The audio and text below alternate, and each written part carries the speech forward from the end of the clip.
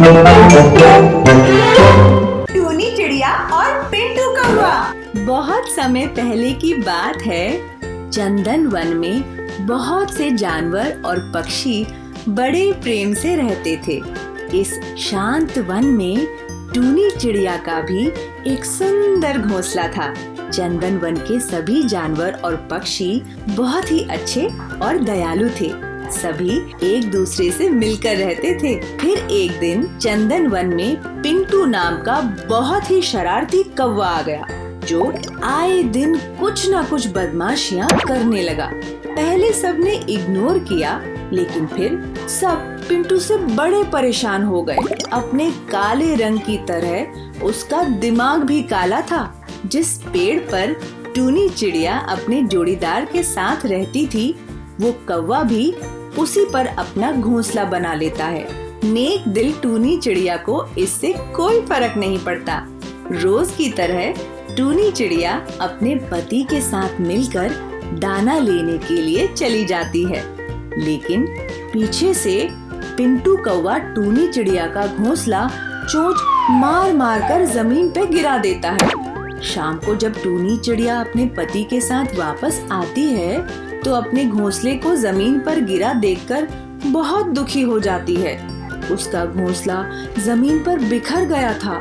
उसके पति को समझने में देर नहीं लगती कि ये काम पिंटू ने ही किया होगा, पर वो पड़ोसी होने के नाते उससे कुछ नहीं कहता, बल्कि दूसरे ही दिन दूसरे पेड़ में जल्दी से एक अच्छा और पहले से भी ज्यादा मजबूत घोंसला बना लेता है। कुछ दिन बाद बरसात का मौसम आता है।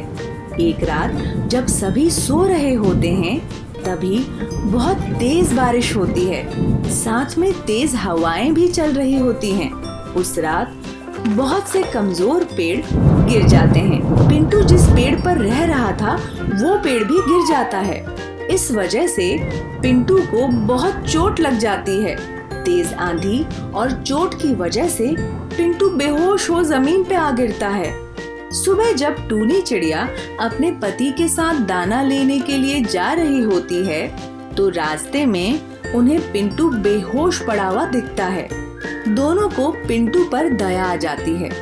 टूनी चिड़िया का पति पिंटू की पहरेदारी करता है, ताकि कोई बाज उसे खा न जाए, और टूनी चिड़िया तुरंत डॉक्टर हाथी को बुला लाती है। हाथी आकर पिंटू का इलाज करता है और दवाई भी देता है, लेकिन अब पिंटू के आराम करने के लिए कोई घोंसला नहीं था, क्योंकि आंधी में उसका घोंसला गिरकर टूट गया था।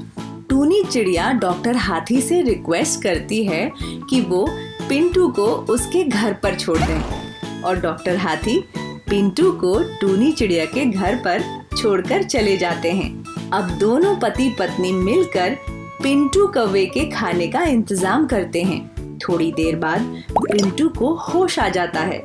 वो सामने टूनी चिड़िया को बैठे हुए पाता है। टूनी चिड़िया ने पिंटू से उसका हालचाल पूछा और पिंटू को सारी बात बताई कि कैसे वो बेहोश पड़ा था, लेकिन डॉक्टर हाथी की दवाई से कुछ ही दिनों में ठीक हो जाएगा और तब तक वो उनके घोंसले में रह सकता है। पिंटू को ये जानकर गिल्टी फील होता है कि कैसे दयालु टूनी चिड़िया और उसके पति ने मिलकर उसकी जान बचाई। अब पिंटू को अपनी करनी पर बहुत पछतावा हो रहा था। पिंटू दोनों से माफी मांगता है और आगे से किसी को भी परेशान न करने का प्रॉमिस करता है। तो देखा कैसे पिंटू को उसके गलत व्यवहार के लिए भगवान ने पनिश किया। पिंटू ने मैना चिड़िया का घर तोड़ दिया था, इसीलिए उसका भी घर टूट गया। इस कहानी से हमें ये शिक्षा मिलती है कि हम जैसा काम करते हैं, हमें उसका रिजल्ट भी वैसा ही मिलता है। अगर हम अच्छा काम और व्यवहार करेंगे तो हमें अच्छा रिजल्ट मिलेगा, और अगर हम किसी के साथ बुरा करेंगे तो हमारे साथ भी बुरा ही होगा। तो अच्छाई को अपनी आदत बनाओ। क्यों चीखे दोस्त?